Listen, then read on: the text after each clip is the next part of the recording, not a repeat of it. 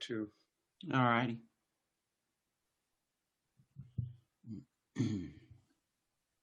We're live now. Hello, everybody.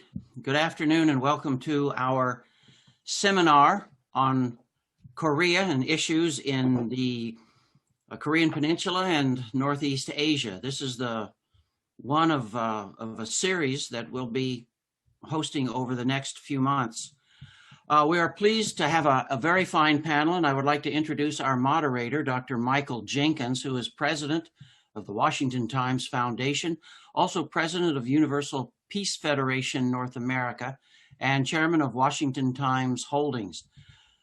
He's former director of the Northeast Asia Peace Initiative and the Middle East Peace Initiative, which have worked since the 1980s on conflict resolution in those two pivotal trouble spots on the Pacific Rim and in Palestine. Dr. Jenkins, welcome. Thank you, Mr. Moffat, and thank you for your leadership as Secretary General of the Universal Peace Federation. Welcome to everybody in our audience and also to our distinguished panelists that are here.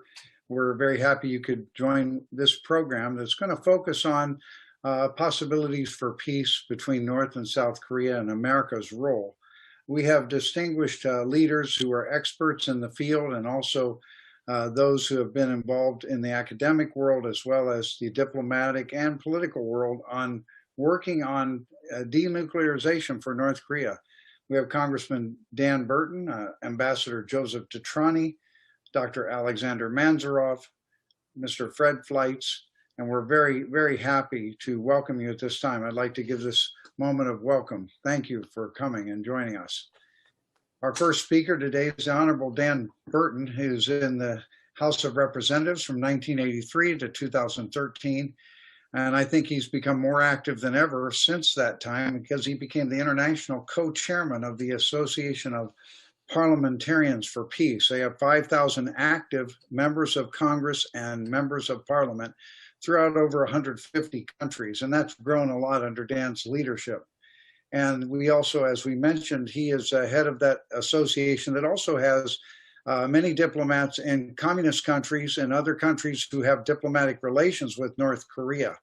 And when we have our conferences in Korea, which all of our distinguished panel have been to at one time or another, we're able to dialogue with those members of parliament, and they have ongoing relationships with people in the North. So I'd like to welcome at this time the Honorable Dan Burton. Welcome, Dan. Thank you, Mike, very much. And let me just start off by saying, and I always like to mention this, we really owe a great deal of gratitude to Mother Moon, Dr. Hak Ja-han Moon, for all the efforts that she's put forth to make sure that these problems are resolved. And so I just like to remind everybody that she's working tirelessly now, and we owe a great deal of gratitude to her. Let me just start off by saying, it appears as though we may have a new president of the United States in Mr. Biden.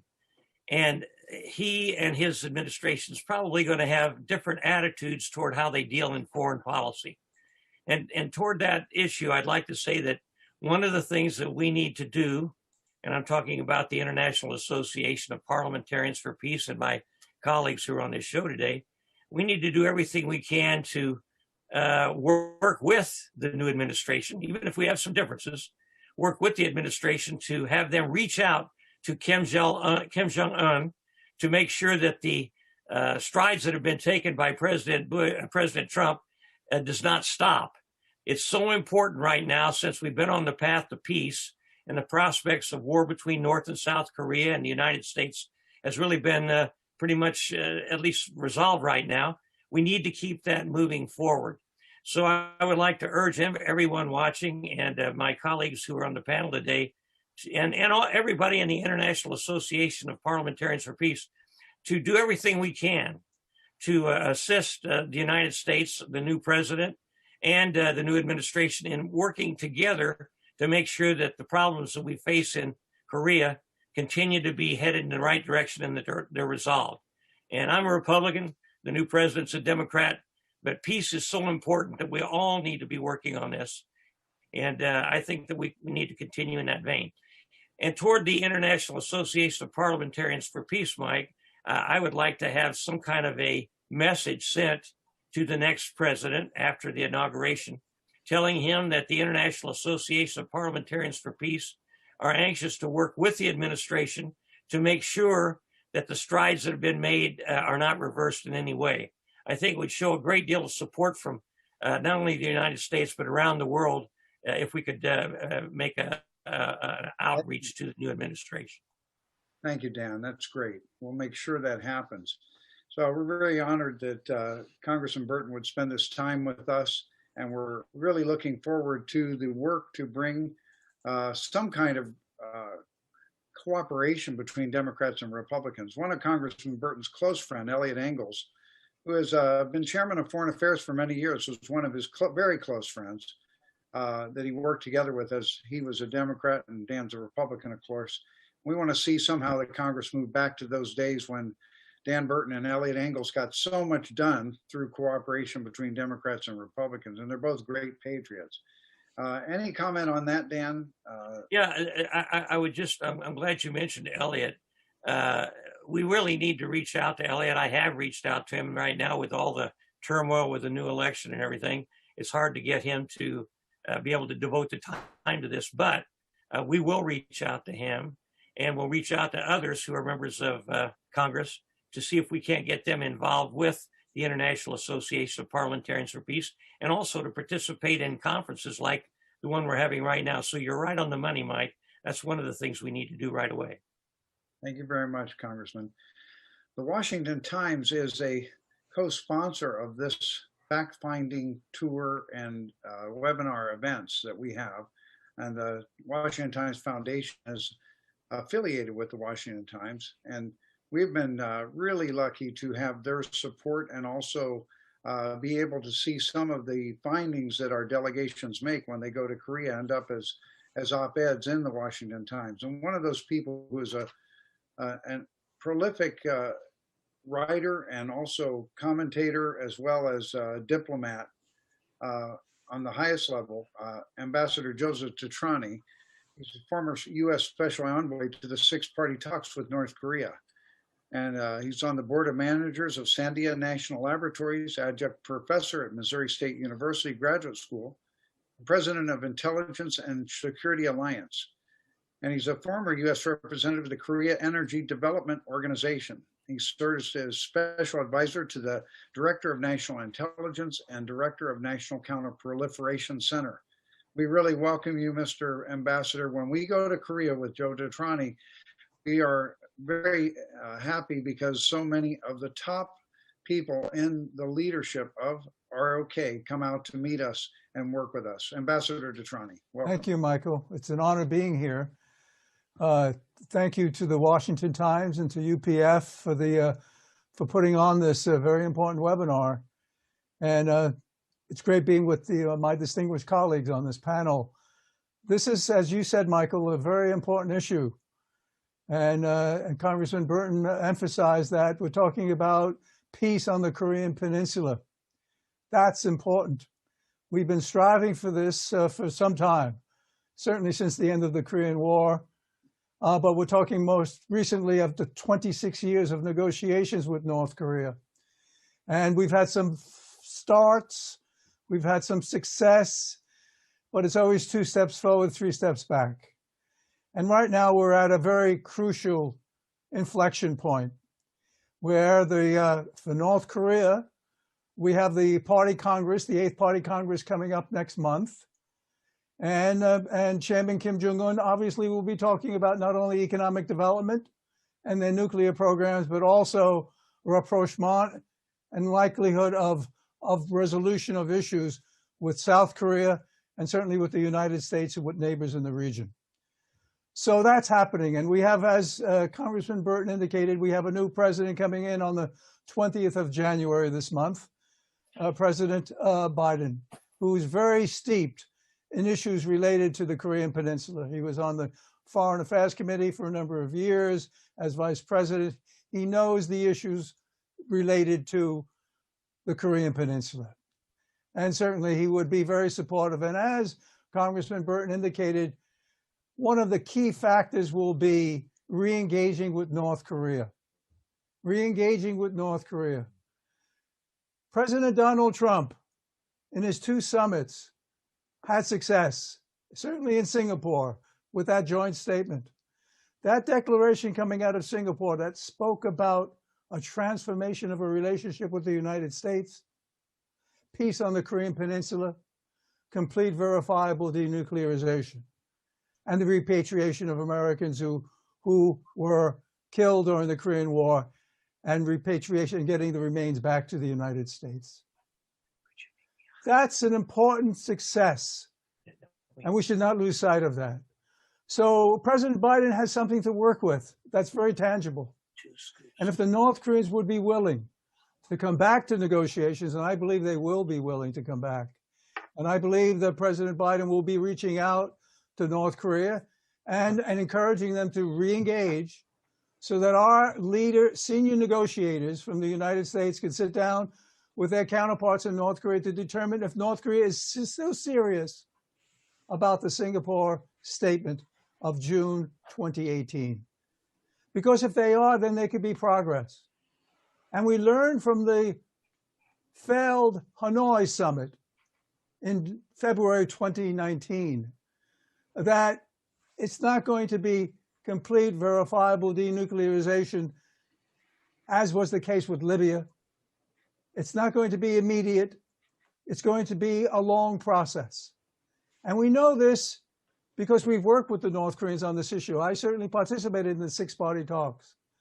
And we had some success with the joint statement in September 2005 that spoke about complete verifiable denuclearization, dismantlement of all nuclear weapons and facilities. But in return for what? Security assurances, economic development assistance, the lifting of all sanctions, and a path to normalization of relations with the United States, and certainly with South Korea, re-engagements with South Korea, movement towards reunification with South Korea. We've learned that very clearly. China hosted the 6-party talks, so China is certainly part of this equation.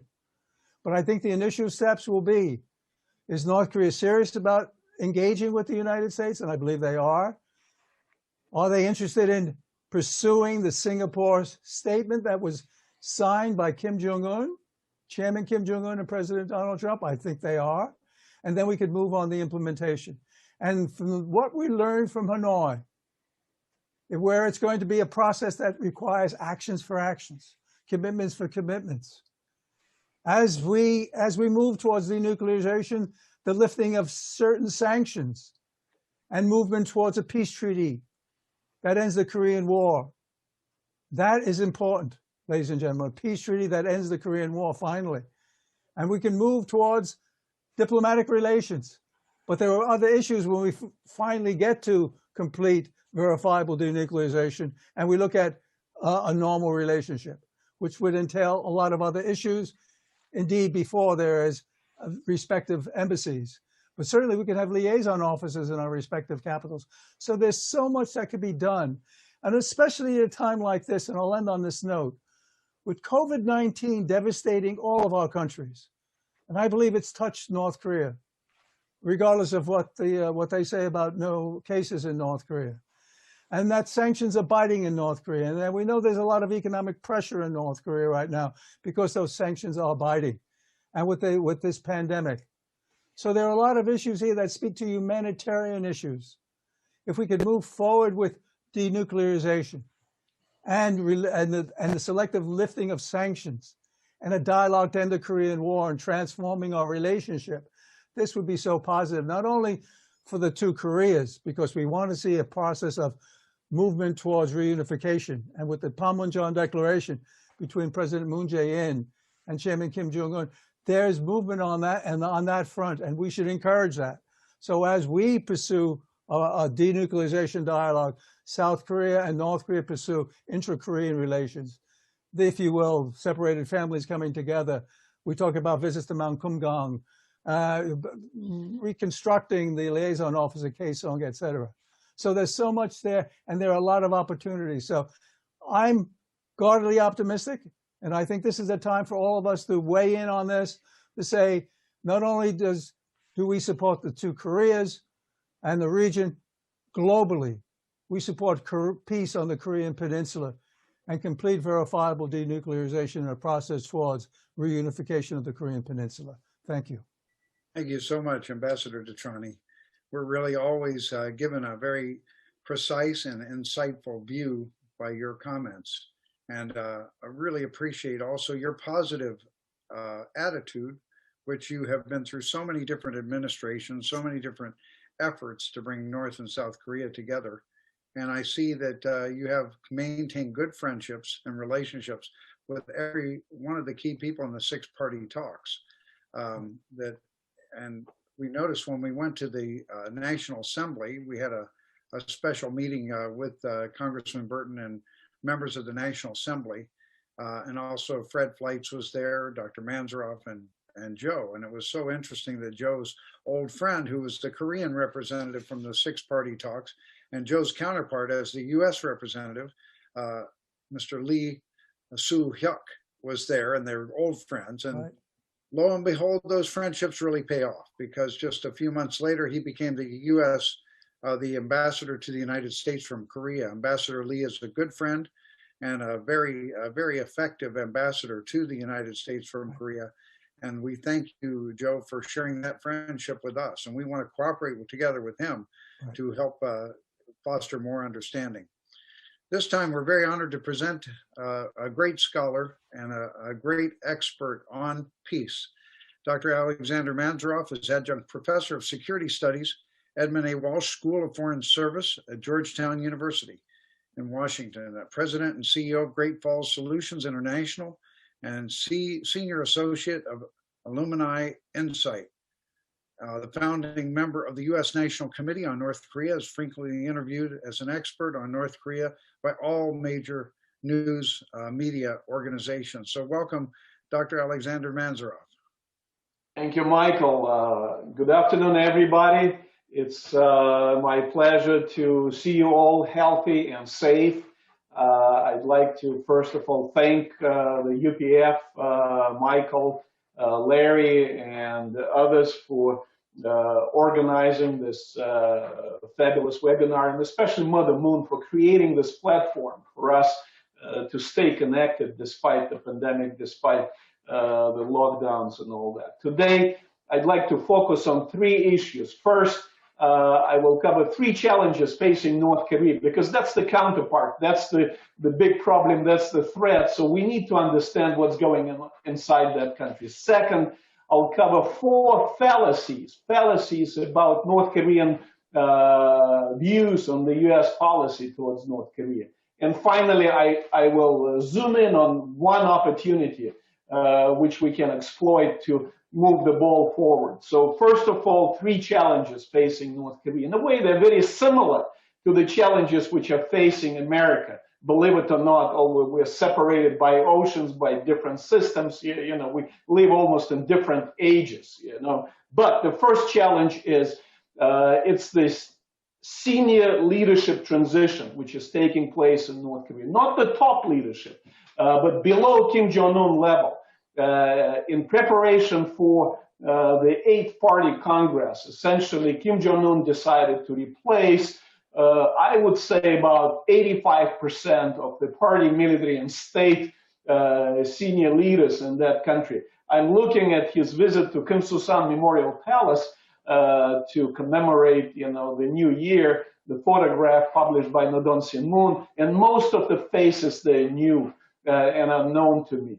And again, it's a reflection of the generational pace. It's a generational change. It's a reflection of Kim Jong-un's personal leadership preferences. But these are the people who are going to run North Korea in the next 5 years. Very different from the first, actually, 9 years of Kim Jong-un's rule. Remember, this gentleman is entering the 10th year of his rule. We all said he was young and experienced, he will not last, and yet this is the 10th year of Kim Jong-un's rule. Now the guy basically is the longest serving, the second longest serving leader in Northeast Asia.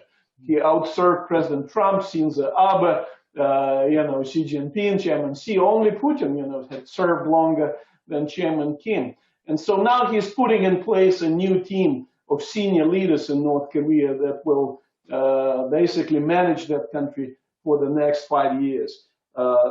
They'll have to adjust to each other, and that's not easy. Just like in the United States, I mean, we're dealing with the leadership change in this country. Believe me, in North Korea, it's not easy as well. The second challenge facing North Korea is economic recovery.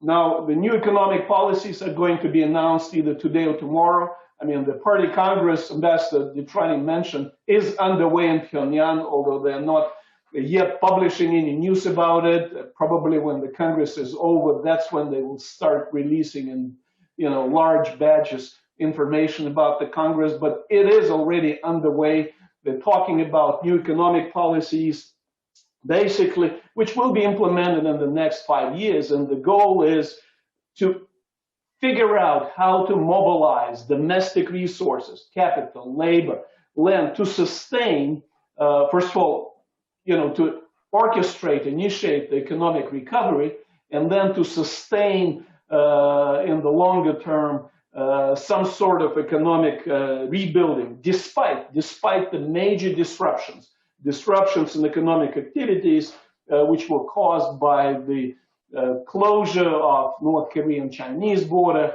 and the disruptions of North Korean foreign trade, which were caused by the pandemic, and more importantly, by the international sanctions, which are biting. I agree with Ambassador Detrani here. They're hurting, sanctions are hurting. And finally, a series of natural disasters, which North Koreans still can't figure out how to basically get a grip on. Okay. And the third challenge, which the North Korean leadership is facing, is basically the need to modernize the nation's healthcare system, just like everybody else, by the way, in light of what happened to them during the pandemic. Officially, they say, they don't have it, and yet, we do not want one situation to unfold. Let's say, imagine the day, a year from now, 2 years, give your own timeline, when we all are finally feeling a little bit better, more secure that the pandemic is over, and yet in North Korea there will be that last safe haven for those viruses, for those COVID-19 bugs, and we will have no access, and we will have no way of knowing, whether they were able to get rid of the virus, to get a handle on it or not. So we want to make sure that we have transparency, that we have access to the healthcare system. And by the way, they have the same interest, shared interest there with us. Let alone they want to have access to the internationally approved vaccines at affordable cost. Because as you just heard the news probably from Europe coming out, that now the European nations are going to require everybody to be vaccinated. If you want to get a Schengen visa, then you'll have to get vaccinated with the approved vaccine, not the Russian, not the Chinese, and that race to get the vaccine which will be approved, which will open your doors to Europe or the United States. North Koreans will also want to be, to get a little piece of that action as well. Now, these are three challenges: governance, leadership transition, economic recovery, modernization of the healthcare system. Speaking about the fallacies about the North Korean perceptions of possible Biden administration policies towards Pyongyang. There are 4 of them, and I'll be very brief. Number one, some people believe that the new administration will pursue the all but Trump policy. All but Trump policy. Basically, no summit meetings on the one hand, and no maximum pressure on the other hand. And by the way, this will be just fine with North Koreans. They got a lot from the summits. They can rest a little bit without them. And if there is no maximum pressure, again, so much so better for them. And inadvertently, it will confirm their belief, the North Korean belief, that any U.S. government's policy towards North Korea lasts only for 4 or 8 years. And every new administration, all but Clinton, all but Obama, all but Trump, that's what happens. So the value of any piece of paper, any agreement signed with the U.S. administration really is dated 4 to 8 years. So all but Trump, they say it's fine with them. The second choice, some people say maybe the Biden administration will pursue the Obama 3. You know, it will be like Obama's third term, and essentially the policy towards North Korea will be like strategic patience 2.0. If anything, again, this will be fine with Pyongyang as well. Why? Because it will give them time essentially to rebuild the economy, you know, slowly, as well as to augment gradually their military capabilities. That's what happened during the first and second terms of President Obama. So Obama 3, strategic patience 2.0, just fine. Thank you very much, they would say in Pyongyang. Third option could be, some people say maybe the Biden administration will go Clinton light, you know, basically just like the Clinton administration, it will pursue an engagement policy, but without Kido, like this Korean Energy Development Organization style commitments to North Korea, heavy financial commitments, infrastructure development commitments. And again, in my opinion, Pyongyang will be just fine with the Clinton light policy approach emanating from Washington. Why? Because it will open venues for them to procure international resources to build back better. You know, the Democratic slogan, I mean, they love it actually. They want to build their country back better. And if we open up channels for them to benefit from international advice and international resources, so much so the better. And the fourth policy is a Biden administration really decides to pursue the Bush light policy. That is maximum pressure, but without any diplomacy after disengaging from North Korea.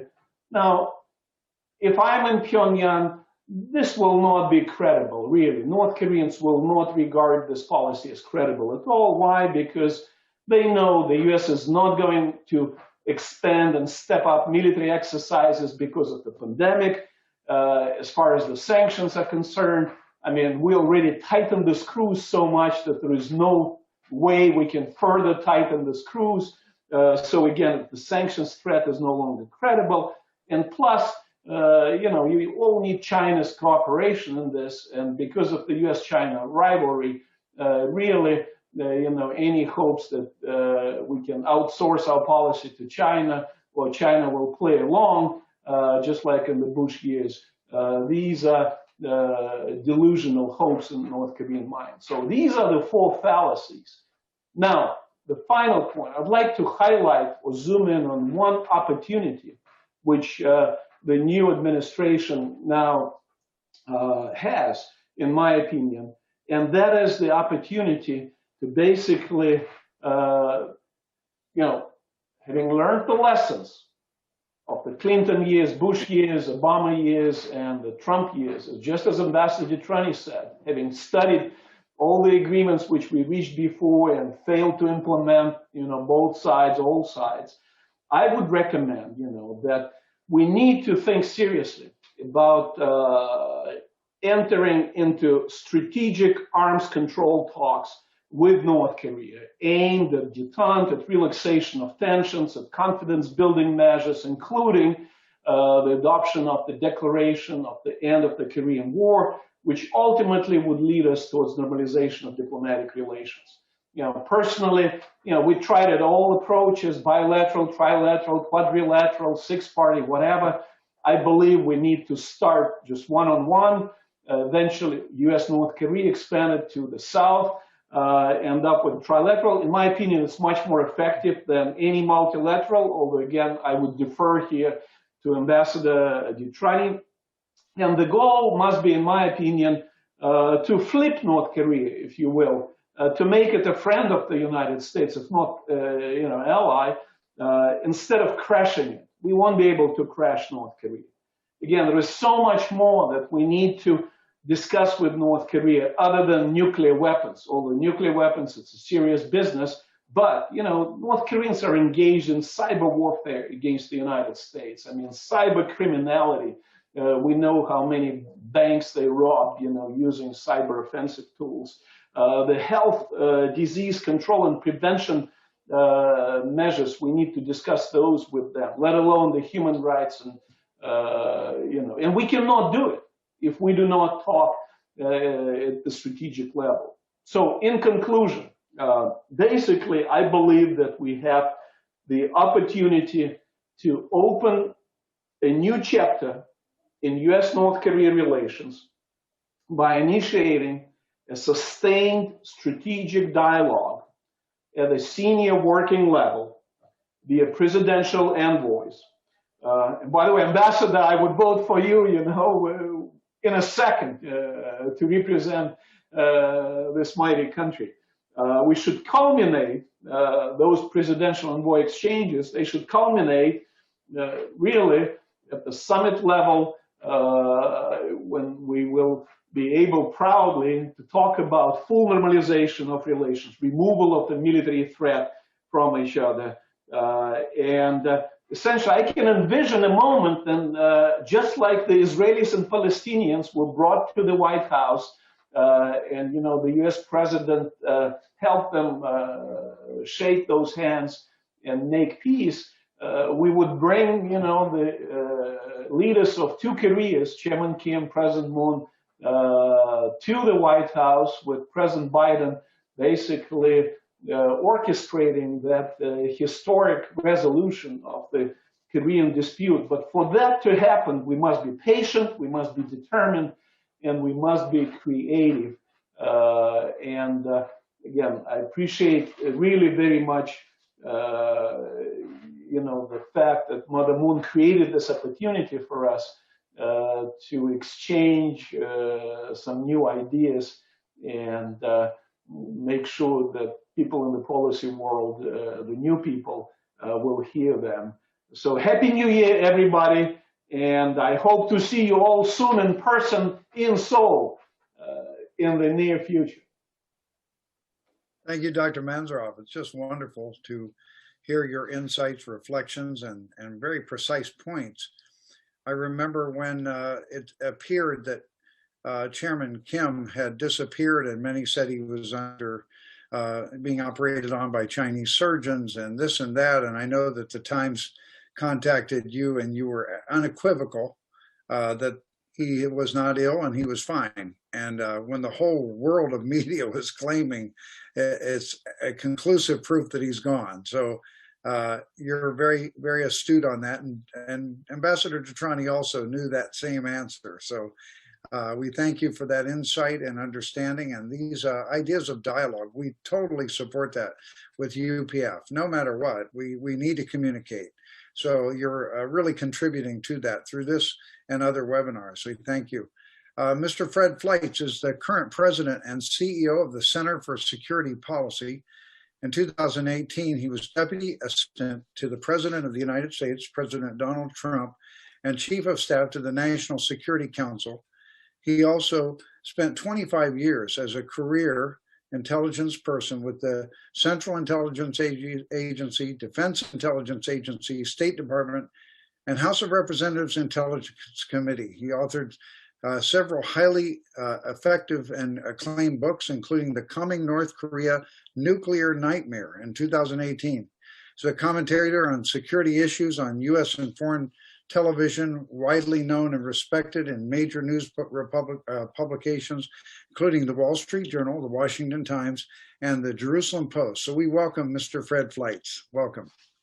Thank you, Michael, especially the Washington Times. I'm always honored to be in the Times.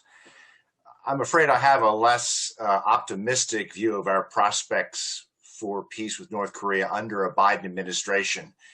And I say this because it appears that Joe Biden and his aides are taking the view of the foreign policy establishment that President Trump's efforts for peace with North Korea have been an abysmal failure. And instead, Biden intends to return to the same failed diplomatic approaches of the past that I think have simply allowed North Korea to deceive our country and to move ahead with their nuclear missile programs. It is a matter of faith in the mainstream media and the foreign policy establishment that President Trump's policy failed because he didn't denuclearize North Korea, because North Korea continued short-range missile tests, that it continued to develop its nuclear and missile program, despite the fact there was a pause in testing. And Joe Biden has said on many occasions that he thinks that President Trump made a mistake in meeting with Kim because he was legitimizing a bloodthirsty dictator. And as a result, we're hearing that the Biden team wants to use traditional diplomacy at lower levels with North Korea. And there would have to be basically commitments in advance before there would be higher level meetings. And the Biden team wants to work on this in coalitions with our allies. And that all sounds very good. And I hope that that works. But I got to tell you, I don't think it's going to work. And the problem with that, it doesn't recognize what President Trump achieved over the last 4 years. He didn't succeed in getting North Korea to shut down its nuclear program, but there's been no nuclear tests since September of 2017. Long-range missile tests, including missiles that could hit the east coast of the United States, they stopped. There were some short-range tests beginning in mid-2019, but the dangerous long-range tests have halted. And for North Korea to develop these missiles into ICBMs that could hit the U.S., they have to be tested. We know tensions have been significantly decreased on the Korean Peninsula because of Trump's diplomacy. It looks like Trump had some movement with North Korea when he met at the head of state level, but at lower levels, there really wasn't much movement, and the regime was resistant. I think the reason the regime was resistant is because it is used to a unrelenting pattern in working with previous U.S. administrations, Republican and Democrat, that if they hold out long enough, they'll find that we want to deal more than the North Koreans do, and the U.S. will front load its negotiations to get an agreement. President Trump was never willing to do that. He wanted North Korea to denuclearize and to commit to denuclearize before sanctions were dropped. And there's another element here that I don't think that the Biden team understands. That's how President Trump was so unconventional and willing to throw out the foreign policy rule book. And it wasn't just meeting with Kim. It was his ability to trump the North Koreans in terms of threats. You may remember in September of 2017 when President Trump threatened to totally destroy North Korea. He said that from the floor of the UN General Assembly to the horror of diplomats around the world. But the president said this, given the threat that North Korea is posing at the time with their missile launches, with a nuclear test that may have been a hydrogen bomb or some type of hybrid weapon. In early 2018, we were looking at the prospect of war with North Korea. That was avoided because of this diplomacy. But I think Trump also made progress with the North Koreans because of his inherent unpredictability. You may remember there was the Singapore summit in June of 2018, but you may not remember in May of 2018, when after weeks and weeks of threats by the North, President Trump sent a letter to Kim saying he was pulling out. The North Koreans were stunned that an American president could be so unpredictable, so volatile, more volatile than them. They were worried what President Trump would do next. And the same thing happened at the Vietnam summit when the North Koreans tried to bully us because thinking we wanted an agreement more than they did. And from indications they got from the State Department, lower level folks at state, they did want to make concessions far more than President Trump did. And I think the North Koreans were misled to an extent. And I said this in my trip with the Washington Times to South Korea in 2019. President Trump walked away. He wanted a good deal or no deal, and the North Koreans couldn't believe it. They had never seen this from an American president. You know, it just violates the rules of diplomatic protocol that there can be a meeting that's called a failure. Every meeting is called a success in some way. There's always a communique to try to claim that something was achieved and there's hope for the future. President Trump cut the meeting off. He humiliated Kim. But I think Kim also recognized that to deal with President Trump, he was going to have to keep his promises. And I think there were some good prospects in 2021 if Trump had been reelected, that we may have been able to move forward in terms of denuclearization and doing away with North Korea's missile program. Now, with Biden condemning what Trump did and saying he wants to return to traditional lower level diplomacy, That's failed repeatedly in the past. The six-party talks were a joke. They were an absolute failure. We saw the way the North Koreans manipulated the Clinton administration with the agreed framework, cheated on that agreement while the ink was still drying, according to Colin Powell. And, you know, then at the end of the George W. Bush administration, the disastrous negotiations conducted by Condi Rice and her team to try to get a deal that the North Koreans cheated on weeks after it was agreed to. And Condi has written about this in her memoir, how basically the United States was taken to the cleaners by the North Koreans because we wanted an agreement more than they did. My hope is that Joe Biden and his advisors will take a sober look at what happened and not make the mistakes of the past, not come in saying we're throwing out everything Trump did and we're just going to start over. We're going to bring in the Chinese. We're going to bring in the South Koreans, and we're going to do better. That's not going to work. Working bilaterally with North Korea was making progress. Trump's strong position, negotiating from a position of strength, that made progress. I hope Joe Biden looks at these developments of the Trump administration and makes some sound decisions. Right now, I'm afraid I'm not optimistic. Thank you, Fred. Excellent presentation. And also your insights being right there in the NSC are quite significant. So what do you think the first steps will be? Do you think there's any possibility of reopening the talks? We had the meeting in Singapore, and then we had the Hanoi meeting, which the president walked out on, just like Reagan did with Gorbachev. And also in the DMZ, when he went to the DMZ, I believe it was June of 2019, he crossed over for the first time a president had done that. So there was some engagement going on, and it hasn't opened up since then. What's the possibility of some kind of communication at the top right now? Well, first of all, I think North Korea may engage in some type of provocations, just like the Iranians are preparing to do, to force Biden's hand. But I think the bilateral talks are over. Biden will probably resume some type of multilateral process, maybe resume the six-party talks. And once China and North Korea are involved, I think the prospect of tough pressure on North Korea and the prospect that they will make real concessions drops considerably. Thank you. Very good. Well, now we'd like to have some questions. A number of questions came in from our audience. We have a very diverse audience here. There's about 300 on Facebook, and there's also direct participation from about 70 people total here. So first, to Congressman Dan Burton, what changes can we expect from China toward the Biden administration regarding Northeast Asia? What do you think? I think that's a matter of real conjecture right now, since there's been so many things said about the relationship between President-elect Biden and his family in China. I would hope that our position with China would be strong and would remain resolute as far as a number of things are concerned. Trade. China has been stealing our intellectual property rights for years.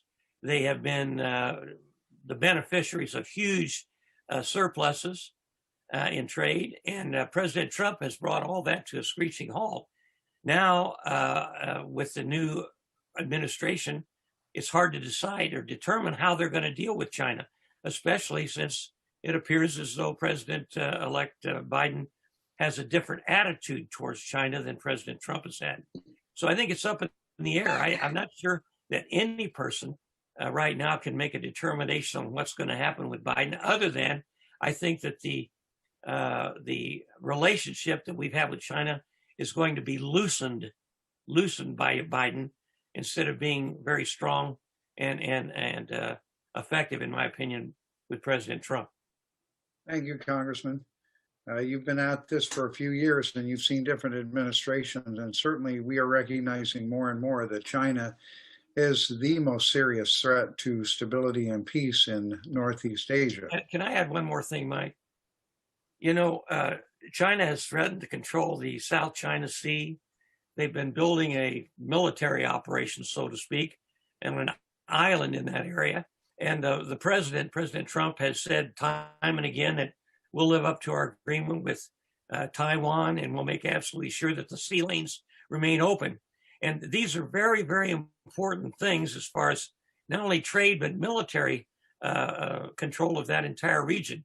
So I would hope that the Biden administration would look very strongly at what President Trump has, in my opinion, accomplished, and try to make sure, even though they have their differences, that they make sure they have a strong attitude in dealing with China. Michael, could I add a point complementary to Congressman Burton's? We all so much focused on trade, and of course the economic relationship is very important between the U.S. and China. But let's not forget about, and Ambassador Trani knows it very well, and Fred as well, the Chinese spying in the United States is a record high. I mean, the military modernization, the Chinese armament program is just accelerating. I mean, the amount of money they're putting in modernizing the military is just unbelievable. I mean, we're paranoid about the North Korean military threat, but it pales in comparison. It's nothing when you think about the Chinese military threat, especially in the contentious, hostile relationship which seems to be emerging between the United States and China. So it's cyber warfare, spying, espionage. It's the armament, unbridled armament development. Let alone, we're worried about human rights situation in North Korea, but just look across the border. Yeah. I mean, in China, and the numbers are staggering. I mean, nothing in North Korea comes anywhere close to, the prison population in China, the way they're treated, whether it's Xinjiang, whether it's in general prisons in China. So if you think about all these issues, of contention between our two countries, I think, it will be not easy for the new administration to walk away from President Trump's legacy of his very principled, determined, I'd say engagement with China, not just disengagement, principled engagement, from the position of strength with China. Okay, very good. Ambassador Butani, any thoughts on how to engage China? Well, as Alexander States. and Congressman Burton have indicated, the Trump administration has taken a very, I think, principled position when we talk about intellectual property theft, when we talk about a free and open Indo-Pacific region, when we talk about the South China Sea, when we talk about human rights issues in Xinjiang, we talk about the national security laws that affected Hong Kong. So I think the Biden administration is going to be, has to be very mindful of all that. And I think they would embrace those initiatives taken by President Donald Trump.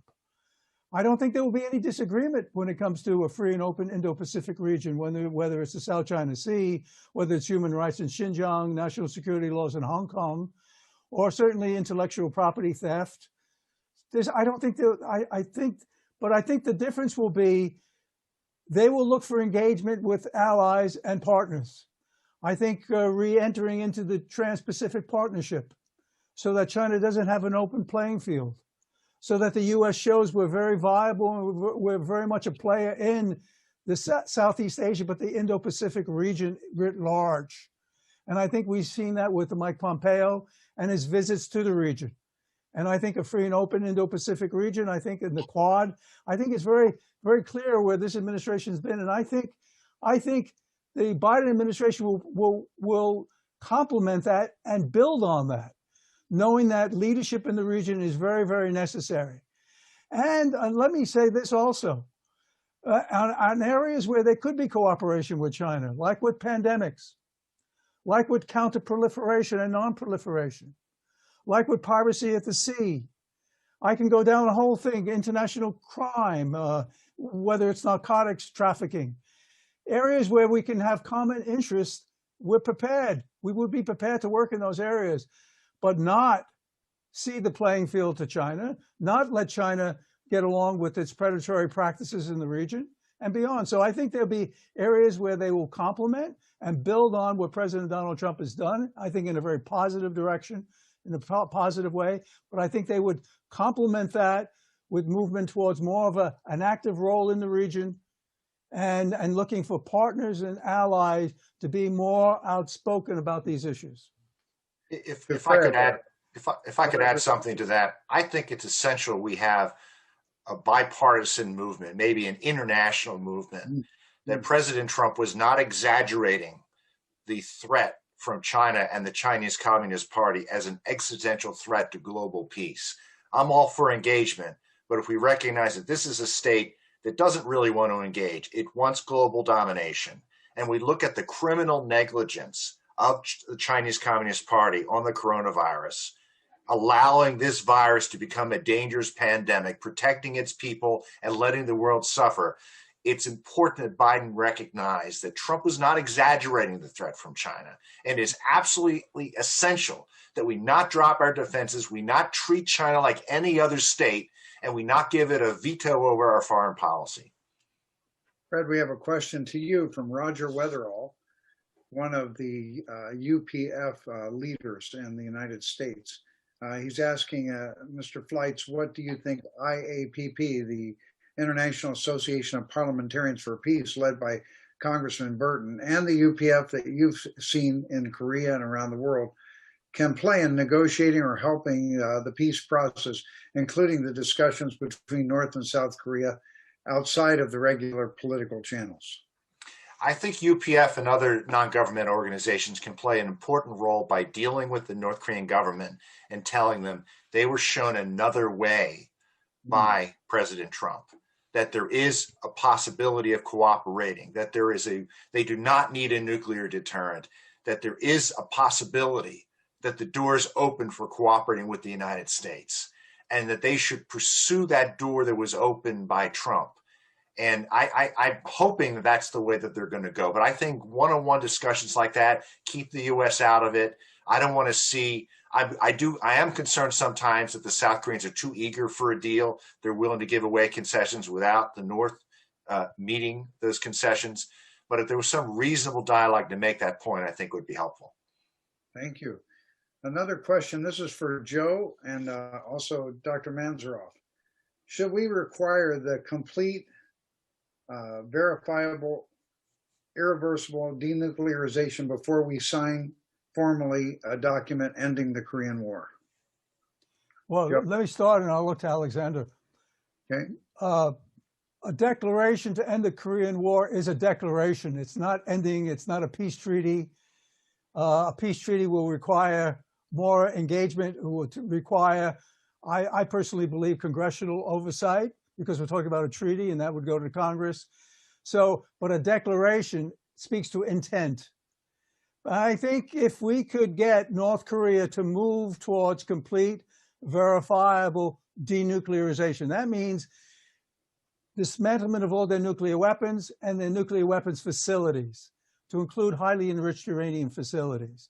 That was part of the rub in Hanoi between Donald Trump and Kim Jong-un, where they weren't prepared to put the highly enriched uranium facilities on the table. And that's where the president said, you need to include that.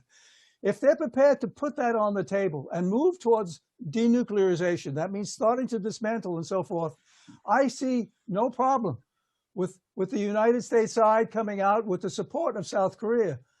Now, I think we just have to be totally in sync with South Korea and all these issues here, because this is the Korean Peninsula. And if anything affects South Korea, it's North Korea with their nuclear programs and other activities that could profoundly affect the security of the region, and certainly South Korea. So I think a declaration, if there's movement towards complete verifiable denuclearization, I take the word irreversible out of it, because I'm not sure you can get irreversible, but complete verifiable you can get. And there's movement towards that. I could see we could make a declaration with the intent. But then when you move towards a peace treaty, that requires a great dialogue and much more participation. Alexander? I have a more cynical view of this declaration of the end of the Korean War. It's just a piece of paper. Basically, it means nothing to North Korea. and it will has some symbolic value, which is shrinking rapidly as we move away from July 1953, when the hostilities were ceased. So again, we're probably getting the last drops of fuel from that gas tank. It won't get us far. Now, I see it more as a confidence building measure towards opening some substantive, meaningful conversation with the North Koreans. I mean, they're not, in my opinion, they're not going to make any concessions at all just to get that piece of paper signed declaring the formal end of the Korean War. I mean, for God's sake, I mean, our president already met with the leader of North Korea. I mean, can you imagine Hitler and Roosevelt meeting, and I'm not making any comparisons here, just like representatives of two hostile nations at war meeting with each other? Of course not. So we are not, formally, yes, we're in a state of ceasefire, not even a war, but it's like between Russia and Japan. There is no peace treaty, there's no formal declaration of war. So what? I mean, relations are normalized. I mean, they're talking to each other like two normal nations. The same, I mean, I think we crossed that bridge with respect to the declaration of the end of the war. I mean, they're still trying to squeeze some mileage out of this, both in the South and in the North, but really it's very symbolic. It will not enhance their security a bit. Then I don't see them willing to sacrifice anything, putting anything substantive on the table just to get that piece of paper signed. So we may, delude ourselves by thinking that, okay, let's get them first commit to full, complete, irreversible denuclearization, and then we will give them that carrot. It's an empty carrot. They don't need it. They don't want it. We have to stop deceiving ourselves in this regard. So it's a nice confidence building measure, but again, very little confidence will be built up, in my opinion. Thank you. I've got a message here from Representative Joy Garrett. She's a state representative in New Mexico, Democrat. Thank you to all the panelists for your insights. Our economy in New Mexico and throughout Southwest United States, where Taiwan is heavily investing in the development of businesses based here, is directly affected by the geopolitics of East Asia. Your global perspectives are extremely valuable. In that light, I would like to turn to Dan Burton and Fred to ask, do you think China will make some move under the Biden administration to do something to aggressively stop Taiwan or try to take back Taiwan? Fred? Oh, okay. I don't think that's coming in the Biden administration, at least not in the next 4 years. I think it's coming. And I do worry the message that U.S. indecisiveness and weakness shows to our enemies. So I guess the chances of China doing something are increased, but I don't think it's going to happen in the next 4 years.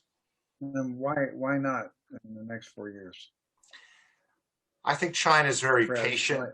It will make a move when it's ready. I don't think the Chinese Communist Party is ready to do that just yet. It's just my assessment. But look, only the people who know are in Beijing. Michael, could I just add one thought after Congressman Burton? Dan, go ahead, Dan. Dan, go ahead. Let me just say that China, I think, will make decisions based upon their perception of the strength of the United States. I think Fred's probably right. But if they perceive that there's weakness in the Biden administration, I think they're going to push, and they're going to push, and they're going to push in a number of areas, one of which will be Taiwan, because that's been a bone of contention for a long time. Let me just add something on a parallel subject.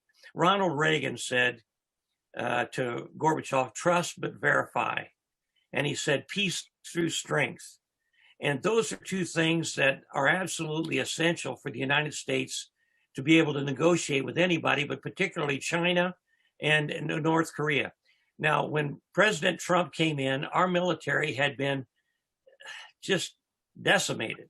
And he spent billions and trillions of dollars to make sure that we brought our military up to snuff. And the reason he did that was to make sure that if any adversary, China or anyone else, was intent on making overtures militarily toward Taiwan or anything else where we already have an agreement, we would be strong enough to deter that. And one of my big concerns is that the attitude under previous administrations, and I'm go back to Obama and even Bush, and our military has not been built up to the position it's been for some time. And I'm very concerned that with this extreme expenses that are taking place because of the virus and other things, that there may be an attitude towards severe defense cuts. And I would just say that the one thing that's absolutely essential in the dealing with these countries, particularly China, but North Korea as well, is that we make sure our military strength is up to snuff, number one. Number two, that when we negotiate, as has been said by my colleagues, from a position of strength and to be able to verify, as Reagan said, verify. Trust, but verify. Thank you, Congressman. For the last word, Dr. Manzarov. Oh, didn't mean to be the last word, but I would always defer to anything about China to Ambassador Detrani with his experience of direct negotiations and dealing with China. I would agree with Fred that China is here for the long game, long term, and they're extremely tough bargainers. But I recall, a conversation I had once with one of the advisors of President-elect Chen Shui-bian in 2000, when I went to Taiwan to observe elections when the Democratic Party landslide victory. And he told me point blank, you Americans, you're worried too much about the military attack from China on Taiwan, but the Chinese, they have like 100, maybe 150 different ways they can put a squeeze on us before it comes to an attack. And on that escalation ladder, they're still nowhere near to the military solution. So I wouldn't worry as much about that. But I would always defer to Ambassador Detrani, who should have the last word. No, let me just add one thing, and I know we're running out of time. Thank you, Alexander. And I agree with Fred and with Congressman Burton. Look, we have the Taiwan Relations Act. That's very clear. The Taiwan Relations Act passed in 1979 by the Congress of the United States, making it very clear that the resolution of Taiwan will be done peacefully. And this is the U.S. commitment to Taiwan, that it will be done through peaceful means. And I think what we've seen with the Trump administration, with the visits, the high-level visits, with the material, if you will, the weapons that have been sold in the process of being sold to Taiwan, and I think Taiwan's capabilities, military capabilities, are also rather significant. I think it would be foolhardy on the part of China to think that the U.S. would not be concerned and very much involved in that. And that would be really, and that's where I agree with you, Fred. I don't think China's going to go that way. But the fact of the matter is we have to be resolute, and we have to keep reminding that we are there. And a peaceful resolution is what we talked about, peaceful resolution, not through arms, efforts on the part of the People's Republic of China. Ladies and gentlemen, and to our distinguished panelists, our time has run out. We'd love to go further, but there will be an opportunity every week at 2 p.m. for the next 10 weeks. We're going to have Focus on Korea with this weekly webinar. Next week will be a business focus. So if you'd like to recommend those who are in business that have insights on dealing with future business development in North Korea and possibly with South Korea and North Korea together, that's a very interesting topic. Or any of the other areas, like what role our nations can continue to play. We will have different topics every time, but we'll be inviting you back very soon. And Congressman Burton will continue to host the IAPP globally, and with your congressmen from all throughout America. We're getting a tremendous response. So I want to give Congressman Burton just a final moment to say good night. Well, good night, everybody. But I'd like to say it's extremely important that legislators around the world and in the United States do everything we can to put pressure on or to urge North Korea, South Korea, China to negotiate. And if they see pressure from around the world, I think it could have a very positive impact. And Mike, I hope we can send a letter to the new president urging him to work with IAPP. Thank you. Very good. Thank you. Fred, any final remark? No, this is a great panel. I'm very grateful for being here. And we have other experts we'd love to offer you for these panels if you're interested. Wonderful. We need your advice and insights. I'd like to turn it back to Mr. Larry Moffat, the Secretary General of Universal Peace Federation for North America, to give us any final directions. Larry, thank you for putting this program together. He's kind of the person that really makes it all work. So let's give Larry our thanks. Thank you. Thank you very much, everybody. Thank you very much for coming. As Dr. Jenkins said, we're going to do this every week. We're going to have a business focus. I was reminded by Representative Garrett's comment that there's a great deal of business being conducted throughout the United States, throughout the world with Asia. And we encounter it every time we go shopping. So I'm looking forward to a good business discussion with people that are out there that are in the various hubs around the country, and certainly we'll take advantage of your expertise in putting together experts for future panels. Thank you very much, Dr. Jenkins. Thank you very much for a wonderful job as moderator. Thank you, everybody. Have a wonderful evening. Thank you very much. Thank you. Bye-bye, everybody. Be here. Thank you.